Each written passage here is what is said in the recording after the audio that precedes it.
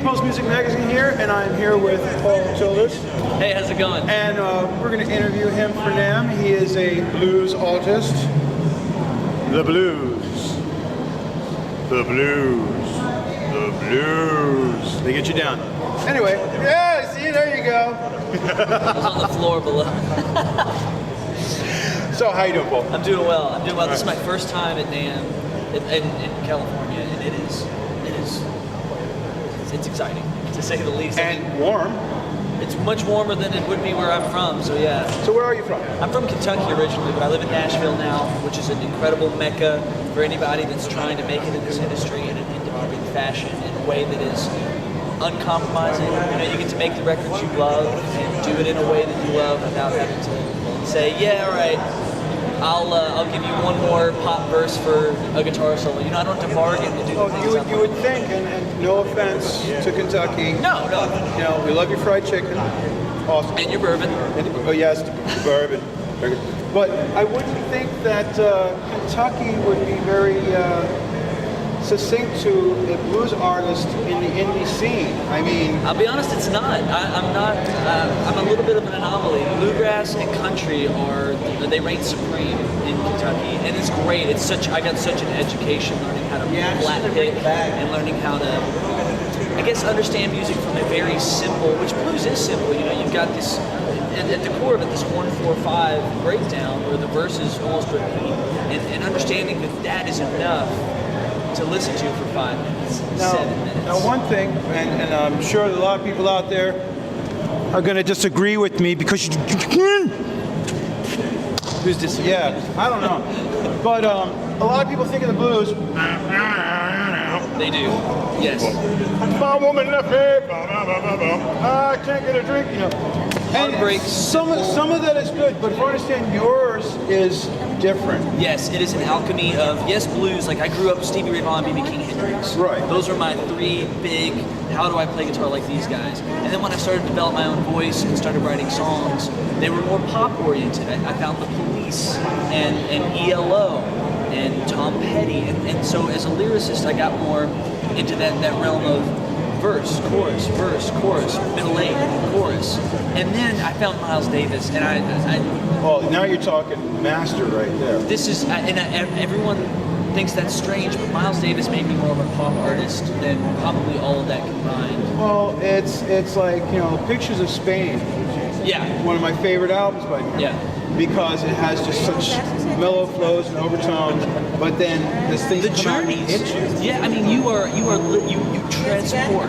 And blues is all about the journey. I believe so. so. Blues is all about the journey of life. You know, taken from a hard place and trying to make something good from it. So, and like your career, you know, taking something from a hard place and building up on it. Right, and doing it again on my own terms in a way that this isn't about getting a record deal. This isn't about becoming famous. This is about how do I do the thing that I love the most every single day.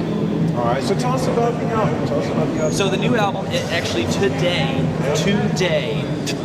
it is available for pre-release on pledgemusic.com. You go to pledgemusic.com, search Paul Childers, it's my name. You'll find the new record. It's called Naked Poetry, and it's pretty sexy. It's pretty. From henceforth the naked. Exactly, and then the poetry being that of the lyricism. But it takes all of these things. I mean, even things as far as like Santana's salsa, and it puts it on this record in different ways, in hidden ways. Sometimes we've got great horn players, an incredible band who have become my best friends. They're here with me now, wandering around the incredible Convention Center.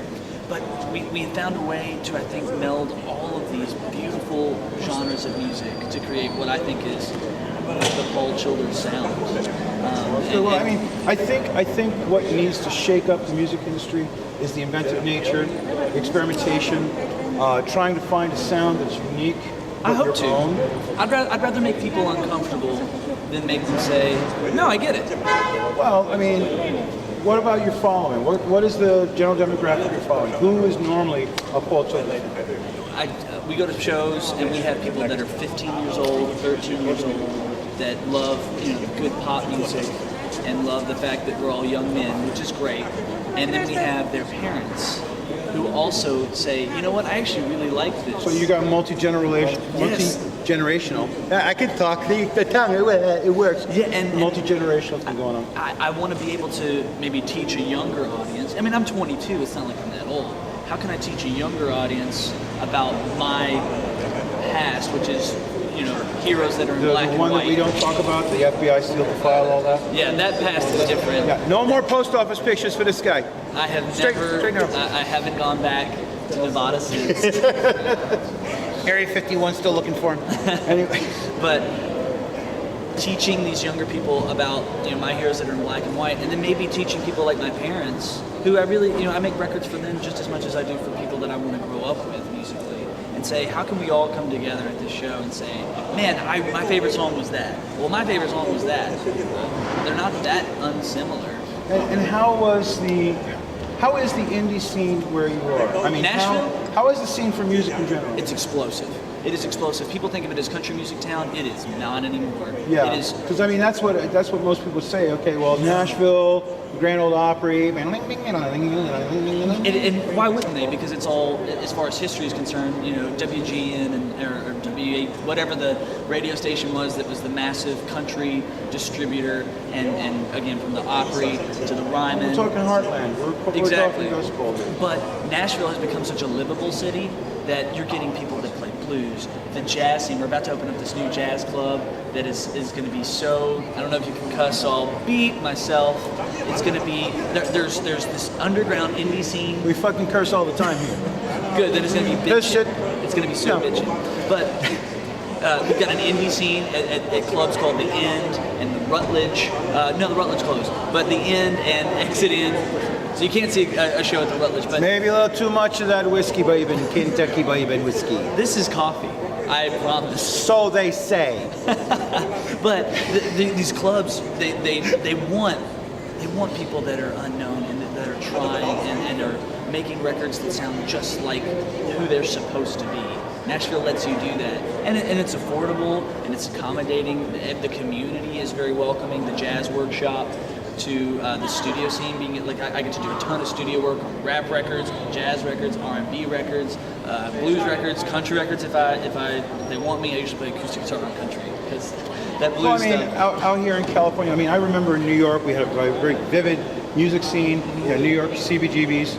Out here, you know, they've got whiskey, had the Rainbow Room, it's not Yeah. open anymore. I mean, unfortunately, clubs are closing down. The music scene out here has become so much pay to play.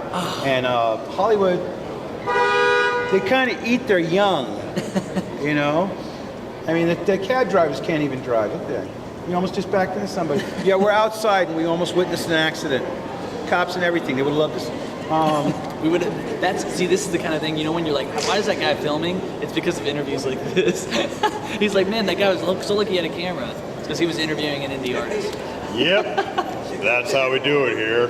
But yeah, I mean, I hate to hear that the clubs are closing because in Nashville, I feel like it's the exact opposite. You have more and more Let's music do it. clubs, more and more musicians being almost in they're encouraged to come out and play and to show us what you got. I mean, we'll tell you the truth, and that's the other good thing about Nashville. I mean, it's a great place to learn and to maybe get your block knocked off, which happened to me many times. And you go back and you Sounds like it's very humbling. it is Very in humbling a experience. good way, in a way that's like, hey man, keep going. Yeah, I mean, because you get so many people that are like, oh, I'm going to be a rock star, and Yeah. they're still working at McDonald's. Yeah, I don't think Nashville doesn't have that kind of mentality. At least not as hardcore. Like this is about me getting famous. No, this is It's about about me entertaining. not being able to do anything but this and breathe. And which is where I stand. Which is why I'm. Well, we all like breathing. Yeah, Breathing is fun. yeah, we like that, and we like being able to, play guitar the way we want to, and to sing the songs the way they're meant to be sung. It's great to be able to write songs and be the singer too. Not just be a songwriter, not just be a guitar player. To have every single aspect welcomed in. So, what do you got lined up for gigs? What kind of performances you got lined up? Next Saturday, I don't know if you know Barbara Lynn. She's an amazing blues player who wrote songs for the Rolling Stones and so many other people over in London. I am opening for her at the Beaumont Jazz and Blues Fest in Texas next Saturday. Wow. Yeah, and it's going to be so cool. That's impressive. It's going to be so much fun, and I'm actually going to interview her because to talk to her about life and as a musician, because I want to be able to, I want to know her story just as much as anybody else, and to share it with my fans, hopefully, and everyone that wants to be involved with great jazz and blues music. There's going to be so many other acts on that list as well. And then after that one, you got anything like future plans? Yeah, after that one, we're going to be in Florida. We're going to be in Nashville twice in February. We're going to be in New York. I can't think of the club name at the moment because I'm a bad publicist. But I'm the artist, so It's okay. But if you just follow, won't pay yourself. if you follow our social media, which is search my name, Paul Paul Childers Childers, MICKEYMOUSE for those in Disneyland. yes, yes, you can find PaulChilders.com. you can find everything you like Instagram, Twitter, Facebook, it's all on there. And if you become a pledger for the new record, this is why I love Pledge Music, because you can get not only the digital download, signed hard copies, t-shirts, lyrics that I use, like lyric sheets that have my scribbles all over them, a signed drum head by everyone that played on the record, live house shows. I wrote some of the songs on a typewriter that you can get. There's so many cool things. Isn't that so indie? I wrote all my lyrics on a typewriter. No, but the thing is like, some people don't know about Pledge Music, and this is not a commercial for them. No, not at all. No, just to But we're going to be nice. So, I mean, think about Pledge Music is, I mean, when you support the artist, you're truly supporting the artist. So the Yes. artist is giving back. Exactly. I mean, signed lyrics. I mean, I'm going to say you're going to make it big. You're going to really go out Well, there, thank do you. a lot of albums, do what you need to do, you know, live the rich life. But your stuff might wind up being worth quite a bit. And this is an investment not only in a record, it's an investment in his life and your own, because we need to keep music going. We need to support guys like this right here. Look at that, such a baby face right there. Look at it there.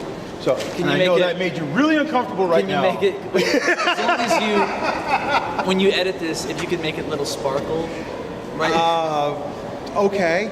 That would make it, I would be less uncomfortable. I don't know why that would make me more comfortable. I don't know either. But yeah, so live independent music and Pledge Music is a way for you could be a part of this journey with me, you know, and it's not just buying the record or giving a donation, you're getting all these things in return, and I'm so happy to offer them and provide them to what I think are the best fans in the world. I know every artist says that, but mine, I mean it. We have it on paper. It's certified, documented, and sealed in Congress. Yes. So, Naked Poetry by Paul Childers, pledgemusic.com. and a pledge for Paul Childers is a pledge for America. Make America blue again. Exactly. Make America. By Paul Childers. Thank you. You know what? I'm going to rename it. Paul, thanks a lot. My Really pleasure. appreciate it.